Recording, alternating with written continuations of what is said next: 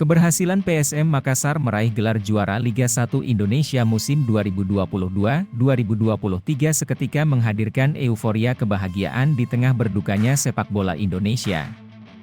FIFA selaku induk tertinggi sepak bola dunia, resmi membatalkan Indonesia sebagai tuan rumah Piala Dunia U20 2023. Mantan Wakil Presiden Republik Indonesia, Jusuf Kalla, ikut memberikan ucapan selamat untuk PSM Makassar. Ia menyebut, saat ini sepak bola Indonesia dalam keadaan yang memprihatinkan. Namun PSM Makassar sukses memberi kebahagiaan tersendiri untuk masyarakat Sulawesi Selatan, khususnya Kota Makassar. Assalamualaikum warahmatullahi wabarakatuh. Dalam suasana persepak bolaan di Indonesia ini yang memperhatikan,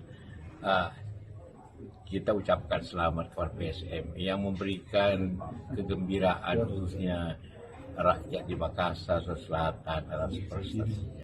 Tak lupa, pria yang akrab disapa JK itu menyebut penantian panjang PSM Makassar untuk kembali meraih gelar juara akhirnya terbayarkan.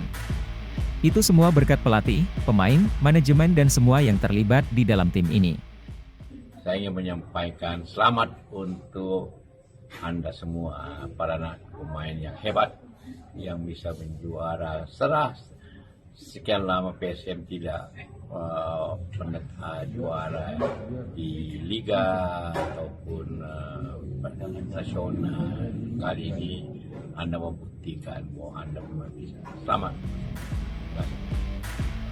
Gelar juara ini juga terasa spesial karena PSM Makassar butuh waktu 23 tahun lamanya untuk kembali merajai kasta tertinggi sepak bola Indonesia. Seperti diketahui, PSM terakhir meraih juara Liga Indonesia pada musim 1999-2000 silam.